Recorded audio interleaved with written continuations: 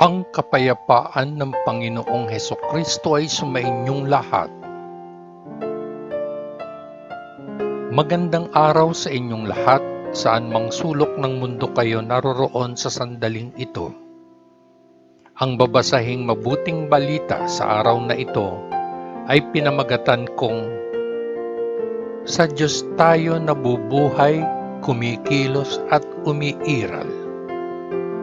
Tayo rin ay mga anak niya. Pagbasa sa banal na ebanghelyo ayon sa mga gawa ng mga apostol, 17 kabanata. Pag-uusig kina Pablo at Silas at mga lingkod ng Diyos sa Tesalonica. Sina Pablo at Silas ay naglakbay sa Amphipolis at Apollonia at dumating sa Tesalonica, kung saan mayroong isang sinagoga. Gaya ng nakaugalian niya, pumasok si Pablo sa sinagoga at sa 3 araw ng Sabat ay nakipagpaliwanagan siya sa kanila mula sa kasulatan. Nagpapaliwanag at nagpapatunay na ang Mesiyas ay kailangang magdusa at bumangon mula sa mga patay. Itong Jesus na ipinahahayag ko sa inyo ay ang Mesiyas, ang sabi niya. Ang ilan sa kanila ay nakumbinsi at sumama kina Pablo at Silas.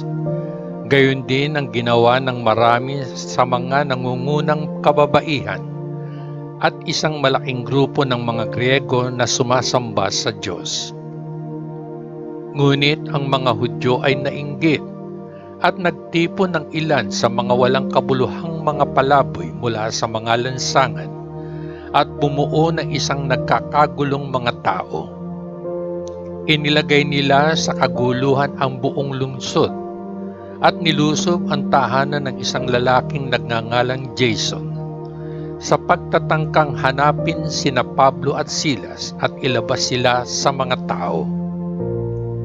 Ngunit nang hindi nila sila matagpuan, kinaladkad nila si Jason at ang iba pang mga mananampalataya sa harap ng mga pinuno ng lungsod at sumigaw. Ang mga lalaking ito ay nagdulot ng kaguluhan sa lahat ng dako. Ngayon sila ay dumating sa aming lungsod at iniingatan sila ni Jason sa kanyang bahay. Lahat sila ay lumalabag sa mga batas ng emperador na sinasabi na may isa pang hari na ang pangalan ay Jesus. Sa mga salitang ito, nagkagulo ang mga tao at ang mga awtoridad ng lungsod. Pinabayaran ng mga awtoridad si Jason at ang iba pa ng kinakailangang halaga ng pera para mapalaya. Pagkatapos ay pinakawalan sila. Sinubukan ng mga Hudyo sa Tesalonica na hulihin si Pablo sa Berea. Pagsapit ng gabi, ipinadala ng mga mananampalataya sina Pablo at Silas sa Berea. Pagdating nila, pumunta sila sa sinagoga. Ang mga tao doon ay mas bukas isip kaysa sa mga tao sa Tesalonica. Sila ay nakinig sa mensahe ng may malaking pananabik at araw-araw ay pinag-aralan nila ang kasulatan upang makita kung ang sinabi ni Pablo ay talagang totoo. Marami sa kanila ang naniwala at maraming babaeng Griego na may mataas na katayuan sa lipunan at maraming mga lalaking Griego din ang naniwala. Ngunit nang marinig ng mga Hudyo sa Tesalonica na ipinangaral din ni Pablo ang salita ng Diyos sa Berea, pumunta sila roon at nagsimula ng kaguluhan at pinag-init ang nagkakagulong mga tao. Kaagad na pinaalis ng mga mananampalataya si Pablo sa dalampasigan. Ngunit kapwa sila Silas at Timoteo ay nanatili sa Berea. Ang mga lalaking nagatid kay Pablo ay sumama sa kanya hanggang sa Atenas, at pagkatapos ay bumalik sa Berea na may mga tagubilin mula kay Pablo, na sina Silas at Timoteo ay dapat sumunod sa kanya sa lalong madaling panahon. Ipinangaral ni Pablo ang salita ng Diyos sa Atenas. Habang hinihintay ni Pablo sa Atenas sina Silas at Timoteo, labis siyang nalungkot nang mapansin niyang puno ng mga Diyos-Diyosan ang lungsod. Kaya't nakipag-usap siya sa sinagoga sa mga Hudyo at sa mga Hintil na sumasamba sa Diyos, at gayon din sa liwasan araw-araw kasama ang mga taong nagkataong dumadaan. Nakipagdebate rin sa kanya ang ilang gurong Epikureo at Stoic. Ang ilan sa kanila ay nagtanong, ano ang sinusubukang sabihin ng ignoranting pasikat na ito? Sagot ng iba, mukhang nagsasalita siya tungkol sa mga dayuhang Diyos. Sinabi nila ito dahil nangangaral si Pablo tungkol kay Jesus at sa muling pagkabuhay. Kaya't kinuha nila si Pablo at dinala siya sa konseho ng lungsod, ang Areopago, at sinabi, gusto naming malaman kung ano itong bagong pagtuturo na sinasabi mo.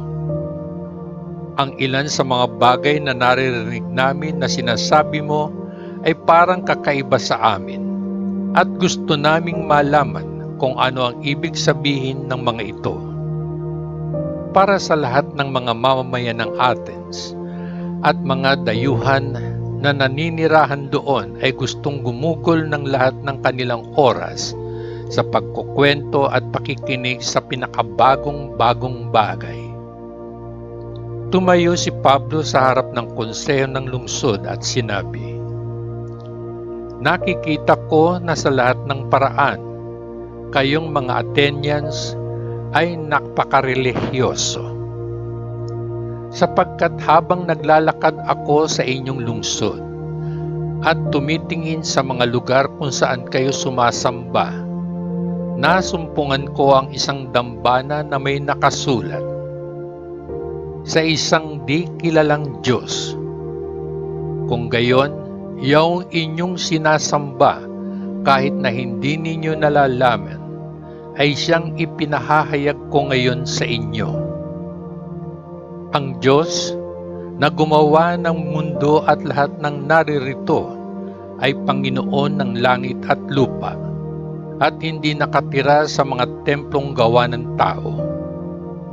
Hindi rin niya kailangan ng anumang bagay na maibibigay natin sa pamamagitan ng paggawa para sa Kanya, dahil siya mismo ang nagbibigay ng buhay at hininga at lahat ng iba pa sa lahat. Mula sa isang tao, nilikha niya ang lahat ng lahi ng sangkatauhan at pinamuhay sila sa buong mundo.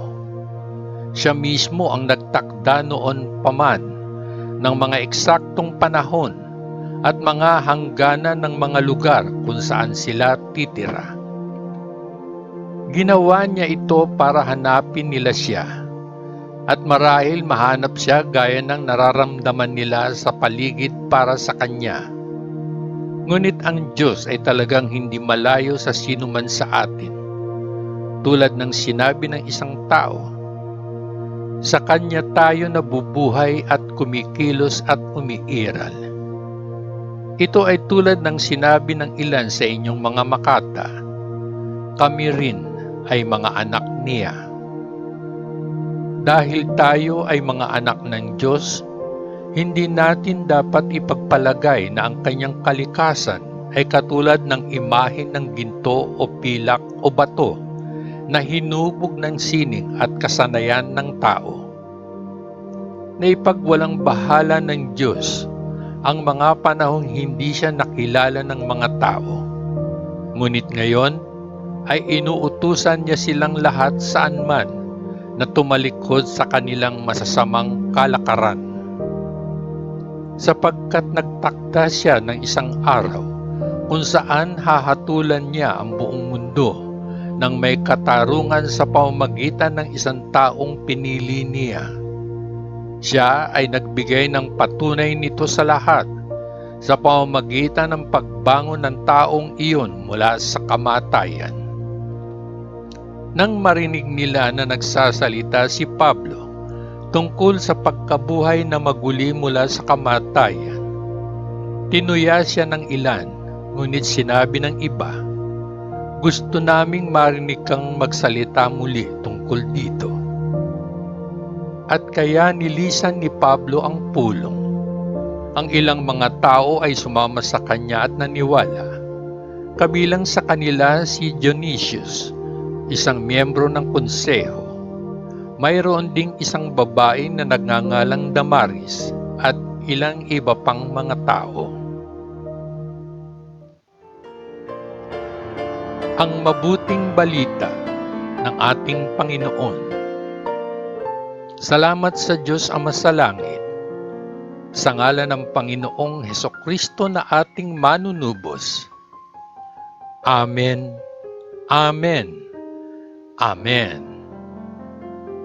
Peace.